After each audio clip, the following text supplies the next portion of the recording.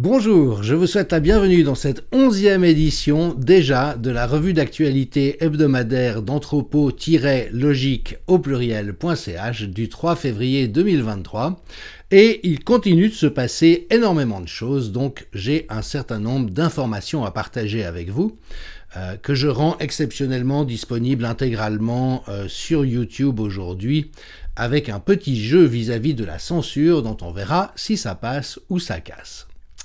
Pour commencer, il y a un certain nombre de suivis de sujets que nous avons déjà abordés les semaines précédentes et un des plus prometteurs en termes de révélation de certaines vérités inconfortables est la poursuite de publication par le projet Veritas aux États-Unis d'entretiens volés en caméra cachée avec des responsables, en l'occurrence de Pfizer. Et on se souvient que M. Walker, Jordan Trichton Walker, qui est directeur de la recherche et du développement pour les stratégies ARN messager, eh bien, a craché le morceau la semaine passée, notamment en indiquant qu'il travaillait sur des expériences de gain de fonction, que c'est probablement comme ça que le premier SARS-CoV-2 a été créé à Wuhan, que c'est une vache à lait pour Pfizer, et puis que, évidemment, ils sont de mèche avec les gens au sein des agences de santé, ce que je raconte depuis des années, notamment avec ce phénomène de porte tournante, c'est-à-dire les gens qui, à l'intérieur de ces agences, sont censés évaluer la qualité et la sécurité des produits, sont ceux-là même qui, peu après, se feront engager par les compagnies pharmaceutiques à des prix mirobolants, et on comprend donc qu'il y a un intérêt pour eux à ne pas fâcher leurs futurs employeurs. Eh bien, Projet Veritas a remis une couche et dans ce second entretien, on entend quelque chose d'absolument extraordinaire qui est le fait que ce directeur de la recherche et du développement est parfaitement au courant du fait que, vous savez quoi, génère des problèmes notamment gynécologiques. Il infère que ça doit avoir une influence sur le circuit hormonal et notamment à travers un axe endocrinien, et en disant on espère vraiment que rien de probant ne soit confirmé parce que sinon ça sera le scandale du siècle. Ce qui est le scandale du siècle, c'est d'avoir prétendu que quelque chose dont on ignorait les effets et dont les agences de santé ignorent même la composition puisse être sûre et efficace. Affaire à suivre, mais évidemment que la pression monte sur la société en question et ceux qui lui ont ouvert toutes les portes de votre santé, de la santé de la population.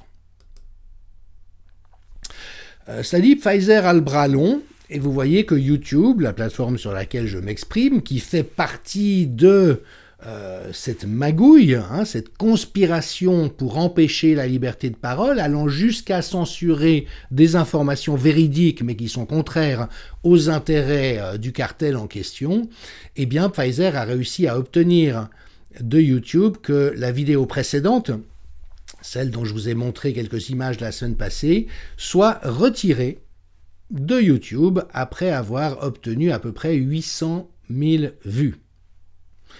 Elle est toujours accessible sur Twitter, où elle a totalisé à ce jour 20 millions de vues. Et donc, ça interroge évidemment sur la duplicité de Google et YouTube par rapport à des opérations qui démontrent de plus en plus qu'elles sont au moins questionnables. Et puis, ça invite effectivement à réfléchir à la question de la liberté d'expression et sur quel canal on s'exprime, de sorte à pouvoir, dès lors qu'on respecte les lois et qu'on fait usage de nos droits constitutionnels fondamentaux, liberté d'opinion et d'expression, ne pas être censuré par des gens qui n'ont pas l'autorité, la compétence et la légitimité à faire cela.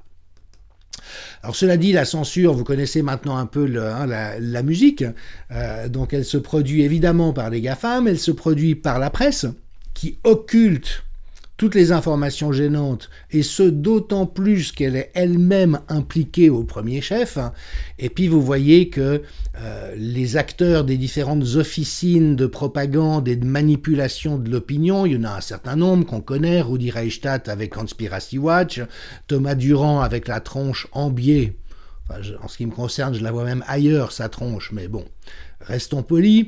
Et puis Tristan Mendès France, qui n'a pas de qualification, notamment intellectuelle particulière, mais qui immédiatement a dit, voilà, il y a un buzz, mais c'est des conspis ou d'extrême droite, what a surprise. Ce qui n'est pas une surprise non plus, une réaction aussi bête que celle-là. À nouveau, la question qui importe, c'est est-ce qu'il y a un sujet auquel il convient qu'on s'intéresse et une réflexion, une analyse critique à porter, et évidemment que les agents de ces officines se contentent de coller des étiquettes pour interrompre le débat. C'est minable, c'est imbécile, ça ne sert pas la cause de l'intelligence collective, mais ma foi, certaines personnes ne sont pas capables de mieux. Alice Desbioles, qui elle est une remarquable médecin en santé publique, elle est intervenue notamment devant le Sénat, eh bien, cite la dernière conclusion de la revue Cochrane. Alors j'espère encore que YouTube ne va pas me censurer, parce que YouTube n'aimait pas qu'on souligne qu'il n'y avait pas d'efficacité probante à quelque chose qu'on porte sur le visage et qui empêche de respirer normalement. Enfin, c'était quand même quelque chose qui était absolument avéré dans la littérature scientifique. Et donc, la dernière revue Cochrane, qui est le degré d'évidence de données probantes le plus élevé comme méta-analyse et par la rigueur de leur approche, eh bien, a confirmé une fois de plus que tous les essais qui ont été faits n'ont pas montré de réduction claire de l'infection respiratoire avec l'utilisation de ces dispositifs qui donc n'auraient jamais dû être autorisés dès lors que c'est un principe cardinal en santé publique et qui fait sens simplement pour la protection des droits fondamentaux qu'on n'impose pas une mesure qui ne soit impérative, absolument nécessaire et à coup sûr efficace. Quand on pense qu'on l'a infligé à des enfants et à des jeunes, effectivement, ça rend songeur. Ce qui a conduit le docteur Elie David, et je le rejoins entièrement, à dire « Le Covid est vraiment une pandémie mortelle, il a tué la science, la logique, la médecine basée sur les données probantes, evidence-based medicine, et le bon sens. » À quoi on pourrait ajouter l'intégrité, l'éthique et le respect des droits fondamentaux. Alors dans le même registre, c'est pas une nouveauté non plus, mais notre ami Xavier Bazin, grand journaliste scientifique, auteur de livres intéressants, a republié les graphiques qu'on nous montrait à l'époque en mars 2020 pour justifier le confinement. Souvenez-vous, il faut confiner pour aplatir la courbe, transformer l'Everest en taupinière. On savait déjà, là encore dans la littérature scientifique, que le confinement fait exploser le pic épidémique. On le voit ici sur ce diagramme où vous avez en rouge la France qui a confiné et en bleu la Suède qui n'a pas confiné. Vous voyez où est le pic et où est la taupinière. De nouveau, tout ça était parfaitement connu de très longue date. C'est pour ça que les confinements n'étaient absolument recommandés dans aucun plan pandémie sérieux. Et puis Vincent Pavant, évidemment, qui avait calculé et montré au CSI à travers ses recherches en comparant la vitesse de diffusion du virus dans 10 pays européens, dont la Suède, que les confinements ont multiplié par 1,5 la diffusion. Voilà. Donc, tout ceci ne sont que des confirmations. Enfin, comme il y a des gens encore qui sont totalement captifs de cette idée fausse que si on n'avait pas confiné, les choses auraient été bien pires, il y a un moment donné où ça peut être intéressant d'essayer de les ramener sur Terre, même si l'opération, on le sait, est compliquée. Là, ça se corse, mais c'est très intéressant. Donc on va parler de quelque chose dont on n'a pas le droit de parler, d'où les partis qui sont caviardés. Alors vous savez que Pfizer a caviardé des passages entiers de ses contrats avec la Commission européenne et que même les députés européens ne peuvent pas voir ce qu'il y a dans les contrats. Là, YouTube ne pourra pas voir ce dont on parle. Et donc, il y a vraiment quelque chose sur lequel il faut insister, c'est que dans les comptages d'effets indésirables et notamment de décès suivant une certaine opération médicale que nous n'avons pas le droit de nommer, eh bien, on a exclu, écoutez bien, on a exclu de la pharmacovigilance ce qu'il se passait pendant les 14 jours suivant l'opération médicale en question. Alors même que l'on sait que quand il y a un effet indésirable grave ou mortel, il se produit dans l'immense majorité des cas, immédiatement après l'acte médical en question. Donc, vous voyez, c'est juste une illustration supplémentaire du trucage massif des données. Je rappelle que John Ioannidis, qui est considéré par beaucoup de gens comme un des tout meilleurs, si ce n'est le meilleur épidémiologiste au monde, a dès le 17 mars 2020 annoncé publiquement qu'on se dirigeait vers un désastre de données par rapport à ce qui se passait, tellement les indicateurs étaient mal foutus, tellement ils étaient contraires à la science, mais on se doute bien que s'ils ont été configurés de cette manière, ça n'était pas totalement anodin. Hélène Banoun continue son travail remarquable, donc il faut savoir, là encore, qu'il y a des études complémentaires qui ont été demandées par la Food and Drug Administration à Pfizer quant aux injections géniques, notamment par rapport à un certain nombre de problèmes qu'on semblait observer avec les signaux pourtant très intentionnellement faibles de la pharmacovigilance, c'est-à-dire qu'on sait que l'immense majorité des incidents ne sont jamais remontés, et donc les études complémentaires demandées au sujet de l'incidence des myocardites, des séquelles de myocardite dans différentes tranches d'âge, y compris chez les 5 à 15 ans, seront obtenues au plus tôt en novembre 2023, pour d'autres en mars 2024, en 2025 et en 2026. D'ici là, ma foi, l'ignorance a l'air de convenir à nos autorités politiques. Même chose pour le risque de malformation fœtale. Il y avait des indicateurs dans des essais sur les animaux qui étaient préoccupants. Tout ça, c'est disponible dans la littérature scientifique.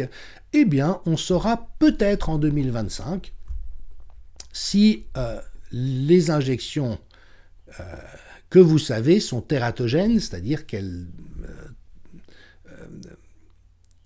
portent atteinte au développement des embryons ou non.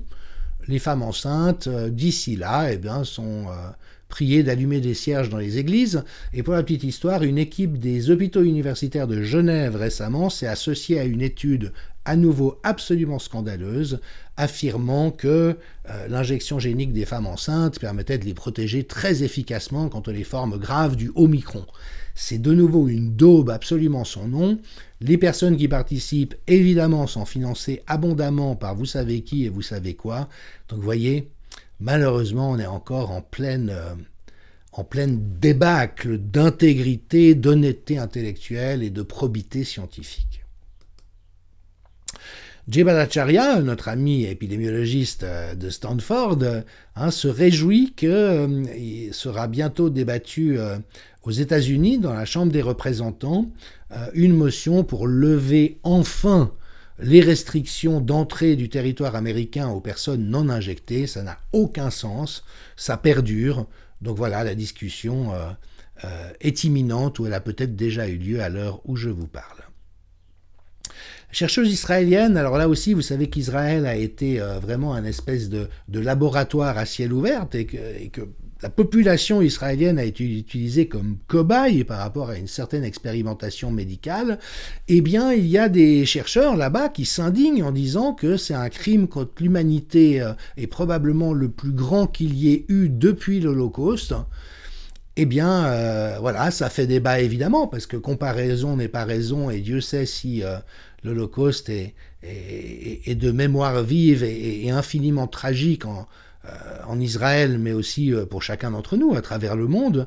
Mais malgré tout, la gravité de ce qui s'est produit, et notamment du fait d'avoir pris en otage la population et de l'avoir poussée avec autant de contraintes et de manipulations dans cette direction, voyez, pose question.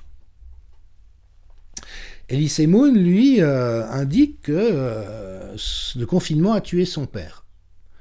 Et il faut savoir que la destructivité des mesures de contrainte qui ont été prises, dont j'ai souvent parlé à maints égards, effectivement a détruit un grand nombre de vies qu'il aurait été possible de préserver et de soutenir et de soigner et d'accompagner de multiples manières. Un éminent professeur du Massachusetts Institute of Technology, expert en analyse de la sécurité des médicaments, a quant à lui demandé la suspension immédiate de tous les vous savez quoi, disant qu'il cause un niveau sans précédent de dommages, y compris la mort de jeunes et d'enfants. Et vous voyez que c'est relayé par le docteur Hassem Malhotra, qui est ce cardiologue britannique, qui lui-même très favorable à la campagne de vous savez quoi au début, a changé d'opinion en voyant, il est cardiologue, les dégâts que ça causait et aujourd'hui milite activement pour un moratoire et une suspension immédiate. Et puis notre ami Patrick Provost de l'Université Laval de Québec, qui continue de se faire suspendre par les autorités académiques, ce qui est à nouveau proprement scandaleux, a publié un article que je vous recommande sur le blog de Laurent Mukeli. Enfin, c'est un article qui a été publié en anglais dans une revue à comité de lecture, mais dont Laurent Mukeli a publié la traduction en français, ou plutôt le texte original, parce que j'imagine que Patrick écrit en français, dans lequel il revient sur la sous-déclaration des effets indésirables, ce qui est évidemment un sujet bateau. Donc vous savez qu'on entend très souvent dire « oui, mais en fonction du nombre de vous savez quoi qui ont été pratiqués à travers le monde, les chiffres dont on parle sont dérisoires ». Eh bien non, d'abord ils ne sont pas dérisoires parce que sur le plan éthique, chaque mort ou chaque personne blessée du fait de vous savez quoi ne devrait pas se retrouver dans cet état. Donc on ne peut pas parler de rapport coût-bénéfice en disant si ça sauve 1000 vies mais que ça en tue 100, ben, tant mieux, le ratio coût-bénéfice est favorable. C'est une façon monstrueuse de réfléchir. Si ça tue 100 personnes pour en sauver 1000, on ne le fait pas. Parce que ça tue 100 personnes qui ne seraient pas mortes autrement. C'est ça, la vraie logique. Et donc, quand on corrige la réalité de ce qui est rapporté par les systèmes de veille sanitaire à la lumière de la sous-déclaration, on n'est pas du tout dans quelque chose de modique. Et puis, alors ça, je vais vous en parler aussi en passant rapidement, je réserverai The Juice, c'est en cours, donc en plus, il faut un petit peu de recul. Mais donc, vous savez peut-être qu'une des filles du roi de Thaïlande a eu un accident très grave suite à vous savez quoi, elle se trouve dans le coma depuis, et Sucharit Bhakti, qui est ce très grand immunologue allemand d'origine thaïlandaise, s'est entretenu avec le roi de Thaïlande. Ça fait 2 ans qu'il bat la campagne pour expliquer les risques associés avec vous savez quoi, et il a eu l'oreille du roi qui, du coup, a l'intention de demander des comptes à une certaine compagnie pharmaceutique dont le nom commence par PF et finit par ER. Et dans cet extrait du média en ligne Redacted, vous voyez qu'il s'entretient avec M. Pascal Najadi, qui est celui-là même qui a porté plainte contre le président de la Confédération helvétique, Alain Berset, ministre de la Santé, qui avait pris la parole publiquement avant une votation. Vous savez qu'on a des référendums en Suisse si les citoyens le souhaitent, pour dire que dès lors que vous étiez injecté, vous n'étiez plus contagieux, vous n'avez plus de possibilité d'être contagieux, alors même que ces services avaient dit le contraire quelques semaines auparavant. Et donc M. Najadi considère que le président a induit en erreur la population. C'est effectivement le moins qu'on puisse dire. Alors, évidemment que plein de choses continuent de se jouer sur le terrain de la guerre d'information, et notamment la poursuite de cette campagne absurde contre la désinformation. Et là, vous voyez un collègue à moi, un sociologue, qui, tenez-vous bien, a fait partie du conseil mis sur pied par Emmanuel Macron en France pour lutter contre la désinformation et les fake news. Donc quand on sait la somme de mensonges qu'a proféré le gouvernement français pour trouver quelque chose de vrai dans ce qu'ils ont dit ou une parole qu'ils ont tenue, il faut vraiment sortir la lampe frontale et la pelle. Et donc, ce monsieur s'est rendu au congrès médical Quadrimed à Crans-Montana, qui est le grand raout où l'industrie pharmaceutique caresse dans le sens du poil les médecins.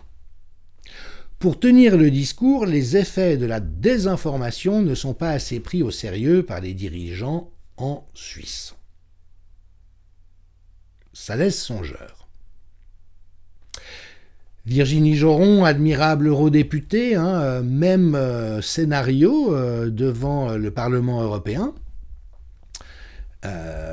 face à la politique de lutte contre la désinformation, mais qui dans les faits est une politique de censure, et qui a souligné que des médecins, des virologues, des élus ont été censurés ou éloignés du débat public quand ils ont osé parler de choses dont les autorités ne veulent pas que nous soyons libres de parler, et voilà, qui a eu vraiment une propagande en ce sens, et donc elle a cité des cas concrets, en disant quand le gouvernement français disait tous et tous protégés, c'était de la désinformation à ce qu'on sache.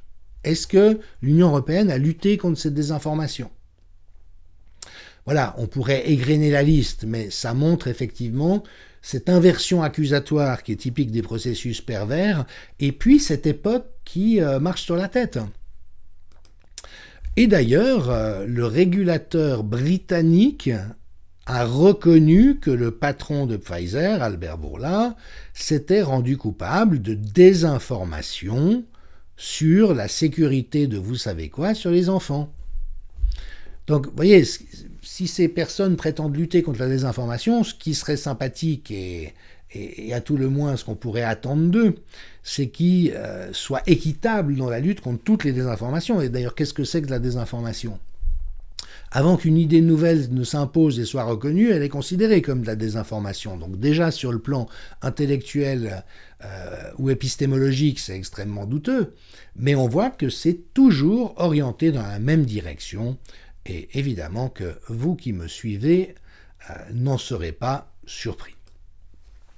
Des informations, Le Temps, grand quotidien suisse roman, enfin grand il l'est plus tellement, il perd des lecteurs à tour de bras et tant mieux j'ai envie de dire, comme Le Monde, c'est un peu son équivalent en Suisse romande. Donc, vous voyez, ça continue, c'est incessant. Ce déluge de désinformation et de manipulation visant à induire des idées fausses dans l'esprit des gens. Donc là, par exemple, 30 janvier, Temps rapporte une méta-analyse portant sur 15 pays à moyen et haut revenu, dont la Suisse, et qui a estimé que les enfants en âge scolaire ont perdu en raison de la pandémie des connaissances et des compétences équivalents à plus d'un tiers d'année scolaire normale. Oui, sauf que c'est pas du tout à cause de la pandémie. C'est à cause de la gestion catastrophique de la pandémie, et notamment quand on sait qu'en Suède, on n'a jamais fermé les écoles, on n'a jamais masqué les enfants, et les jeunes, ni les jeunes, et qu'il n'y a pas eu plus de dégâts ni chez les enfants et les jeunes, ni dans le corps enseignant que dans le reste de la population, et qu'il y en a eu moins que dans d'autres pays, vous voyez, ce que fait Le Temps ici est proprement scandaleux. Ça vraiment, c'est du journalisme de propagande. C'est même plus de la connivence, c'est de la propagande. Et c'est systématique. Vous voyez, les écoliers payent la facture du Covid. Non, les écoliers payent la facture de la gestion désastreuse du Covid qui a été soutenue, qui a été encensée, qui a été propagandisée par Le Temps en permanence. Alors désolé pour mon français, mais il y a juste un moment où il faut qu'ils arrêtent de prendre les gens pour des cons. Je ne sais pas s'ils en sont capables. Maintenant, évidemment que ça ne se limite pas au temps.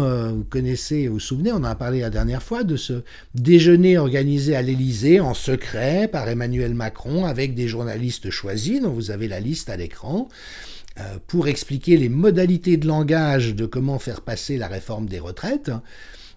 Et puis, alors, la corporation s'indigne en disant c'est pas parce qu'on est invité à déjeuner en secret qu'on est forcément instrumentalisé. Et Ruth Elkeff a le toupet d'aller sur un plateau télé pour se plaindre des vrais journalistes qui questionnent cet événement et les incidences qu'il est capable d'avoir, tout en soulignant à quel point on a de la chance de vivre en France. Ces gens-là sont juste en plein délire, c'est grave, mais au fond, ça ne fait qu'achever de déconsidérer la profession journalistique qui doit être une des plus méprisées de toutes celles qui existent à l'heure actuelle. Dieu sait si je ne suis pas pour la stigmatisation et l'étiquetage, mais il y a un degré de prostitution, de malhonnêteté et de sans-vergogne, de sans-scrupule dans la profession qui est juste absolument sidérant. Il n'y a guère que chez les ministres et chez les médecins achetés par les pharma, les key opinion leaders, qu'on retrouve à mon sens quelque chose d'aussi grave. Et puis heureusement, mais ça c'est déjà produit dans certains pays, ça bouge un peu. Vous voyez une tribune libre dans Newsweek d'un étudiant en médecine qui dit, voilà, il est temps de reconnaître que nous avons eu tort, que ça a coûté des vies, notamment, on s'est trompé sur l'immunité naturelle, les fermetures d'écoles, la transmission de la maladie, le port du masque obligatoire, ainsi que l'efficacité et la sécurité des surtout chez les jeunes. Alors je ne sais pas combien de temps cela prendra-t-il aux autorités suisses, belges, canadiennes et françaises de reconnaître ça, ou aux autorités scientifiques, enfin avec beaucoup de guillemets. On verra, mais a priori ça n'est pas pour demain. Happening sympathique, émission Face à Baba, c'est Cyril Hanouna, alors du coup il avait un costard et une cravate, bon. Où Olivier Véran a joué un espèce de pseudo-jeu de la vérité toute la soirée, mais qui n'a fait que mettre en lumière à quel point ces gens sont des menteurs pathologiques sans scrupules. Et donc, voilà, il y a eu des échanges intéressants avec des restaurateurs, avec des infirmiers suspendus, mais le muscle de la soirée s'est produit dans un échange extrêmement tendu et vigoureux entre André Berkoff et Olivier Véran. Olivier Véran, alors là de nouveau, il faudrait presque décrypter la séquence, parce que vous voyez vraiment le manipulateur pervers qui a préparé son coup, c'est-à-dire qu'il savait qu'il allait être face à Berkoff, donc Berkoff est arrivé avec un ensemble de questions totalement légitimes, et là, Véran a joué au scorpion, c'est-à-dire qu'il a sorti des propos que Berkoff avait tenus à différentes occasions et qui, évidemment, peuvent prêter à discussion, mais d'une manière qui visait à empêcher de répondre aux questions que Berkoff avait posées, et puis de mettre l'autre en difficulté, alors que, en toute franchise, c'est lui qui était en difficulté et avait à être en difficulté. Et donc, Olivier Véran a fini par traiter André Berkoff de complotiste, de nouveau est bête à brouter du foin et totalement injuste, et là André Berkoff s'est énervé, il a répondu à Véran que sa gestion du Covid a été lamentable et qu'il avait été le serviteur de tous les mensonges. Alors après, évidemment, il a dit à tête reposée, le lendemain, il a tweeté devant le mensonge généralisé et assumé d'un pouvoir à la dérive, je retrouve mon champ chaud, ça vous étonne ? Et il dit, ce Olivier Véran est un menteur professionnel. Effectivement, c'est une manière de le dire. Pour moi, qui vient du domaine de la santé mentale, c'est un menteur pathologique, c'est un manipulateur pervers pathologique. Alors de nouveau, il ne s'agit pas de psychiatriser les gens avec qui on n'est pas d'accord. Eux-mêmes le font vis-à-vis de nous. Ils n'ont pas arrêté de dire que si on refusait de porter un masque, c'est qu'on était des enfants gâtés, c'est qu'on était des narcissiques, c'est qu'on était des asociaux, que sais-je. Donc il ne s'agit pas de faire ça en retour. Mais en même temps, vous avez des procédés qui sont caractéristiques de certaines typologies, dont la manipulation perverse, et ces procédés étant systématiquement utilisés par les gens dont il s'agit, voilà, je ne peux pas faire autre chose en mon âme et conscience que de dire ma conviction profonde, et en l'occurrence que Emmanuel Macron est un sociopathe dangereux et qu'Olivier Véran est un manipulateur pervers. Alors Alexis Haupt, qui est philosophe et que je recommande toutes les personnes étant sur Twitter de suivre, parce il égrène des aphorismes de qualité, rappelle que la honte, c'est le sentiment d'avoir commis une action indigne de soi, ou la crainte d'avoir à subir le jugement défavorable d'autrui. Et donc c'est un sentiment évidemment embarrassant, mais qui est très noble. Il vient nous dire qu'on a agi d'une manière qui n'était pas conforme avec notre système de valeurs, ou qu'on risque d'être rejeté par un groupe, et évidemment que c'est une fragilité qu'on a tous. Sauf que Alexis Haupt souligne qu'au vu de la définition de la honte par le Larousse et des déclarations de M. Véran, il n'est pas incorrect de dire que ce monsieur n'a honte de rien. Donc voilà, en bas, c'est le devenir évidemment que je nous souhaite à tous. Il est important qu'on en arrive là, de nouveau, pas par animosité personnelle, mais parce qu'il ne saurait y avoir d'impunité pour des agissements aussi graves que ceux qu'a déployé M. Véran. Et notamment, c'est la citation du bas. À un moment donné, une soignante, si je me souviens bien, ou un soignant, a parlé de sa détresse, de ce qu'elle vivait, que des soignants suspendus se sont suicidés à cause de ça.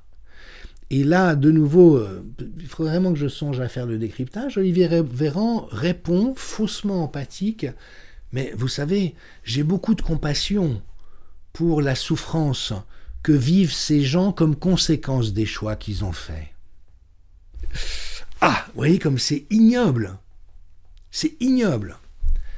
C'est-à-dire que ce que subissent ces gens est indigne du fait des décisions du gouvernement français. Aucun autre pays au monde n'ose encore infliger quelque chose d'aussi violent, d'aussi brutal, d'aussi destructeur, d'aussi injuste, d'aussi anti-scientifique et d'aussi indigne.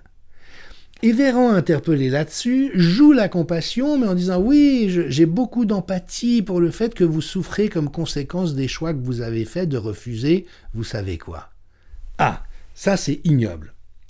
Et donc, Berkoff est arrivé à la conclusion que inutile de débattre avec un menteur professionnel si on ne l'est pas soi-même, c'est tout à fait vrai, parce qu'au fond, ce sont des gens qui sont incapables d'avoir une relation sincère, d'avoir une discussion sincère, une discussion en échange pour essayer de comprendre le point de vue de l'autre, pour exprimer nos valeurs ou nos opinions, mais dans une ouverture d'esprit. Et effectivement, les gens qui sont dans ce profil en sont incapables, et donc vous ne pouvez que perdre, voyez, dans un échange dans cette tonalité. Et de ce point de vue-là, je trouve qu'André Berkoff a remarquablement bien fait de dire ces quatre vérités à Véran, parce qu'il n'y a pas de terrain pour quelque chose qui soit de l'ordre d'une relation sincère et authentique. Et en ce qui me concerne, donc, vous voyez, je conclus en disant il faut vraiment décrypter, voir les entourloupes de Véran et les utiliser en exemple pour une sensibilisation à la manipulation perverse. Voilà, j'y réfléchirai. Et puis, puisqu'on parlait des soignants suspendus, je mentionne la remarquable émission audio qui a eu lieu sur Twitter. Donc ça, c'est Alexandra Henrion-Caude, remarquable résistante, qui l'a posté sur son fil Twitter. Elle donne un ensemble de références pour que vous puissiez y accéder. Elle rappelle qu'il est possible de faire un don, bien sûr, pour aider tous les soignants ignoblement suspendus. Et puis, dans cette émission qui a duré plusieurs heures, à laquelle j'ai participé également, il y a vraiment des témoignages et des contributions extrêmement belles et poignantes. Donc, n'hésitez pas à aller l'écouter. Et il y a également un livre qui est en train de sortir, Paroles de suspendus, dont je vous parlerai dès que je l'aurai lu. Alors voilà.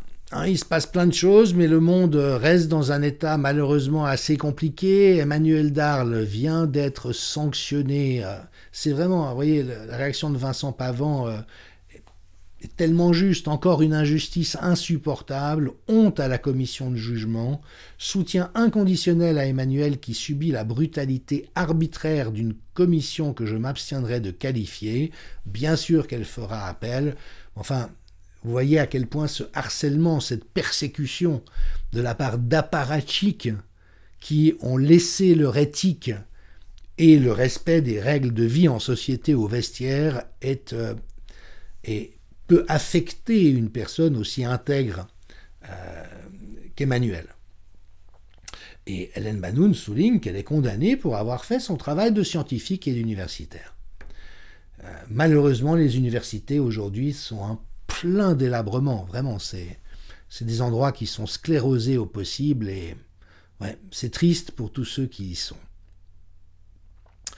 Même chose pour Amin Umlil, rappelons-le, il est docteur en pharmacie, juriste du droit de la santé, il a témoigné devant la commission parlementaire au sujet des effets indésirables de vous savez quoi, en rappelant la réalité du droit sur cette question, en rappelant les données dont on dispose, et il se fait poursuivre, persécuté par son institution, pour avoir dit des choses qui ne sont pas conformes à ce que l'institution pense.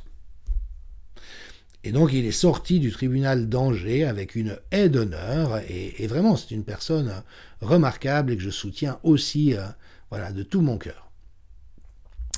Il y a malgré tout des bonnes nouvelles à certains endroits. Peter McCullough, vous savez, qui est ce très grand cardiologue aux États-Unis qui d'emblée a pris des positions très claires et très justes en faveur des traitements précoces et mettant en garde contre les effets cardiovasculaires d'une certaine protéine spike véhiculée par une certaine opération médicale, a été licencié et un juge vient de lui donner raison en incluant un préjudice moral important.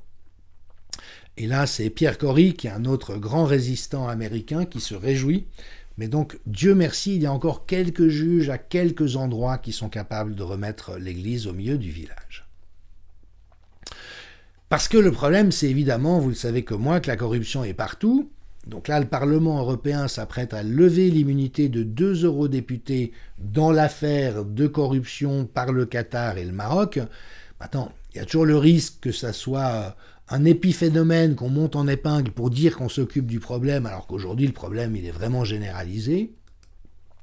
On apprend aussi qu'en 3 ans, sous le règne de Macron, l'État français, enfin non, appeler ça un règne, c'est indélicat pour les rois de France. Sous la tyrannie d'Emmanuel Macron, l'État français a passé 500 commandes au cabinet de conseil pour 43 milliards d'euros. Un livre adressant le sujet s'appelle « Les infiltrés ».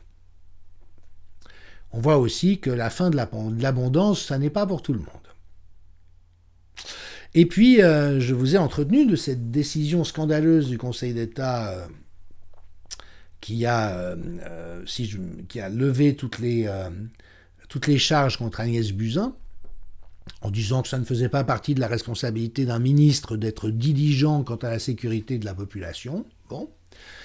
Et Éric Feurag du Courrier des Stratèges a témoigné devant Epoch Times que, donc lui il est énarque de formation, donc il était dans les cercles élitistes de la République, et il a témoigné que des camarades de promotion l'ont informé qu'il y avait eu des réunions Zoom entre le vice-président du Conseil d'État et les présidents des tribunaux administratifs pour indiquer le contenu des décisions à prendre sur la suspension des soignants. Ça, c'est un degré de collusion. Alors, Éric Feurag précise, et on n'a pas la preuve. Il a le témoignage d'un camarade de promotion qui lui a dit « j'ai vu ça ». Mais si ça se confirme, ça veut dire, ça confirme définitivement que nous sommes bel et bien dans une république mafieuse. Et Vincent Pavant, bien sûr, mathématicien, mais avec un esprit juridique et épistémologique et philosophique absolument remarquable, souligne qu'un des problèmes du Conseil d'État, c'est qu'il est juge et partie de ses propres décisions sur les libertés publiques. Donc il conseille l'État sur les mesures de restriction des libertés, et puis après, s'il est saisi juridiquement, il doit décider si elles sont excessives ou pas. Bon, on sait que par ailleurs, c'est aux mains d'une caste, qui sont comme cul et chemise, et malheureusement, le dysfonctionnement de la justice, Conseil d'État et Conseil constitutionnel en France est absolument dramatique. Alexis Poulain, grand journaliste, qui dit « mutilation des journalistes et des manifestants en manif », surveillance des opposants, impunité pour les proches du clan au pouvoir, censure des médias. Oui, c'est bien notre pays, la France. Pauvre France. Et Aminum Lille, à nouveau lui, face au fait qu'il y a malgré tout des soubresauts pour les retraites, se pose la question cruelle mais tellement fondamentale. Le système de retraite serait-il plus important que le principe d'inviolabilité du corps humain ? Alors voilà pour la dramatique décadence, l'effondrement de la France, en tout cas de la République française telle qu'elle existe aujourd'hui. Et puis si on prend un peu de recul, je vous conseille vraiment un entretien de Éric Feurag, encore lui, avec Daniel Vermus de covidob.ch, où il parle du projet de Davos de nous faire avancer vers un capitalisme de surveillance à la chinoise. Évidemment qu'Éric Feurag est un des meilleurs connaisseurs de cette réalité, donc je vous suggère d'écouter cette vidéo, cet enregistrement de cet entretien, parce que c'est vraiment tout à fait intéressant. Alors, il sort aussi des choses intéressantes. On sait qu'il y a une colonisation de l'Europe par les États-Unis à l'heure actuelle, et puis même avec la volonté de vassaliser l'Europe en la détruisant, l'Union européenne aujourd'hui est un instrument de colonisation de l'Europe, je crois qu'on peut le dire ainsi. Alors après, bien sûr, toutes les affirmations sont sujettes à débat ou à caution, je ne le dis pas comme une vérité définitive, mais quand on voit la manière dont les États-Unis ont aliéné notamment l'Allemagne aux ressources énergétiques et en matières premières de la Russie à des prix tout à fait compétitifs qui permettaient à l'Allemagne d'avoir une place économique florissante, du fait des sanctions contre la Russie et du fait qu'on achète dorénavant aux États-Unis du gaz à un prix 4 fois plus élevé que celui qu'on avait, on est en train de créer une énorme récession et une destruction industrielle de toute l'Europe. Et qui s'inscrit dans des plans que Kissinger, Brzezinski et d'autres avaient énoncés de très longue date, qu'il fallait absolument empêcher la prospérité de l'Europe et sa contiguïté avec la Russie.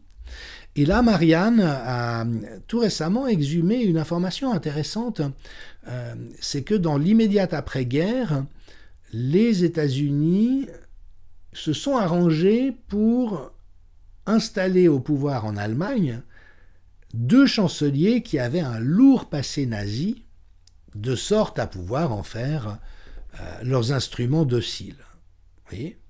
Et donc dans cet article, l'auteur énonce que messieurs Erhardt et Kissinger, pas Kissinger, Kissinger, étaient étroitement tenus en laisse par Washington car ils avaient beaucoup à se faire pardonner. Et voilà, le traité de l'Élysée qu'on a célébré en grande pompe récemment évoque douloureusement la mémoire du général de Gaulle et de sa lucidité lorsqu'il disait « Les États-Unis finiront par arriver à se faire détester de tout le monde, tellement ils ne sont pas francs et tordus dans leur procédé. » Ça rappelle bien sûr le propos de l'internationale nazie d'Ariane Biran, que j'ai eu l'honneur de préfacer, et dans lequel elle reprend une thèse de Hannah Arendt exprimée très tôt, dès 1946, disant « Mais et si les nazis avaient sacrifié l'Allemagne, mais pas du tout leur projet de domination mondiale ?» Et donc on voit effectivement qu'un ensemble de personnes aux commandes dans l'immédiate après-guerre, mais aujourd'hui encore, on sait le recyclage massif de scientifiques et de responsables politiques nazis, y compris auteurs de crimes de guerre et de crimes contre l'humanité aux États-Unis, leur exfiltration massive, les expériences conduites sur la population dans différents pays, mais même sur des classes défavorisées aux États-Unis, en continuité des expériences nazies. Enfin, il y a vraiment quelque chose d'assez troublant à cet endroit. La saga d'ordinateur portable de Hunter Biden se poursuit. Donc, il vient de reconnaître dans une lettre que, effectivement, le fameux ordinateur qui était gorgé de documents compromettants et d'images pornographiques était bien à lui. Mais le New York Post, qui avait sorti l'affaire à l'époque, qui a été ensuite censuré sur demande du FBI pour que ça ne sorte ni dans la presse ni sur les réseaux sociaux avant l'élection présidentielle, New York Post insiste en disant voilà, maintenant il y a le risque qu'on fasse tout porter à Hunter Biden, mais la vraie question qui se pose, c'est qu'en est-il de Joe, dont là encore tous les connaisseurs estiment qu'il est lui-même gravement compromis dans un ensemble de projets communs avec différentes mafias, avec le crime organisé, et qui a une réputation d'être un tripoteur d'enfants et de jeunes femmes. Nombre d'images témoignent de comportements, même en public, qui sont totalement inappropriés de sa part. Et donc, la question, c'est comment le père, Joe, va-t-il justifier les emails de son fils, vantant que sa compagnie, écoutez bien, a organisé le financement d'une entreprise faisant de la recherche de pathogènes et analyse d'armes biologiques en Ukraine. Effectivement, mais malheureusement, on ne peut pas encore compter sur des journalistes d'investigation. Le Sénat américain, par contre, a l'air d'être plus motivé à comprendre ce dont il retourne. Et puis un autre livre qui avait échappé à mon attention, de Michael Sanger, qui est un avocat américain, et qui, lui, interroge le rôle de la Chine.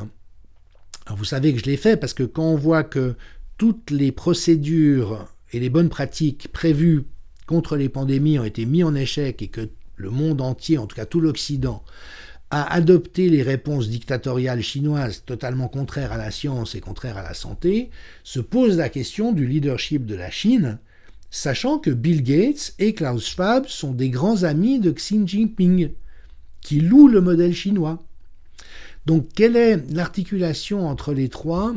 C'est difficile à dire, d'autant plus que je ne suis pas un spécialiste de géopolitique. Mais Michael Sanger souligne que ça a été la plus grande catastrophe géopolitique depuis la Deuxième Guerre mondiale, que les confinements n'ont jamais été basés sur de la science, et qu'en corrompant les institutions globales, en promouvant des données complètement fausses, on se souvient de ces images de Wuhan où les gens tombaient morts dans la rue du Covid. C'est de la mise en scène. On n'a jamais vu ça nulle part. En publiant de la science frauduleuse, en déployant de la propagande à une échelle sans précédent, le Parti communiste chinois, sous la direction de Xi Jinping, a transformé ces mesures complètement absurdes et dommageables dans une soi-disant science, mais qui en fait est le plus grand crime du XXIe siècle. Voilà. Et donc c'est l'enquête de Michael Sanger, je vais en prendre connaissance, mais ça me semblait utile de la mentionner. Autre livre, évidemment, de Michel Maffezoli, immense penseur et sociologue anthropologue, qui a joué sur les peurs, la dernière carte de la caste dominante, c'est le petit bandeau promotionnel de son dernier livre paru aux éditions du Cerf. Et vous voyez qu'il dit « Les élites au pouvoir ne cessent d'instrumentaliser les menaces et les dangers pour légitimer les procédés d'asservissement et de contrôle. Mais les divers mouvements de rébellion du peuple qui refusent cette idéologie mortifère viennent mettre à mal la logique de domination et conduisent à un retour de la tradition, alors dans le sens les braises qui entretiennent le feu, pas dans le sens les cendres du passé, un essai capital pour comprendre la Renaissance postmoderne en cours. Je l'ai acheté, je n'ai pas encore lu, mais je vais m'aventurer dedans dès que possible. Et puis j'aimerais terminer cette revue d'actualité avec une pensée émue, profondément émue, pour Daria Dugina, la fille du philosophe russe Alexander Dugin, qui donc a une jeune femme, journaliste, philosophe, francophile. On a pu visionner avant sa mort et après des interviews d'elle où elle s'exprime dans un très bon français, avec une très bonne connaissance de la culture française, qui a été assassinée dans un silence honteux de l'Occident par un régime corrompu, compromis avec le nazisme, et qu'on continue de présenter comme défenseur de nos valeurs et de notre liberté. Alors je rappelle que je suis évidemment pour une solution négociée en Ukraine, que la guerre est le pire des chemins à suivre et que malheureusement les clameurs du président Zelensky pour qu'on livre de plus en plus de matériel militaire jusqu'à, il vient de l'évoquer, demander qu'on fasse des frappes nucléaires préventives sur la Russie, enfin pour moi c'est juste une horreur. Et de ce point de vue-là, voilà, je ne suis pas particulièrement pro-Poutine, je n'aime pas prendre position dans des conflits, mais on est obligé de constater que l'Occident va à volo et que quand on assassine une jeune femme dans l'indifférence générale, sans la moindre condamnation de nos dirigeants ou de nos élites, il y a quelque chose qui est juste révoltant. Et donc, je rappelle que la vérité n'est pas prostituable. Les politiques et les journalistes le sont, mais la vérité ne l'est pas. Et donc, voilà, j'ai une petite pensée émue pour Daria Dugina et bien sûr tous les morts de ce conflit, civils comme militaires. La guerre a cela d'affreux, c'est qu'on va chercher des jeunes hommes, et puis quand il n'y a plus assez de jeunes hommes, des hommes, et puis quand il n'y a plus assez d'hommes, des femmes, pour les jeter comme chair à canon au front. Enfin, tout ceci est juste d'une indignité immense. Et en toute franchise, j'aurais espéré, à l'âge que j'ai, ayant grandi dans les années 60 et 70, ne jamais avoir à voir cela sur le sol de l'Europe.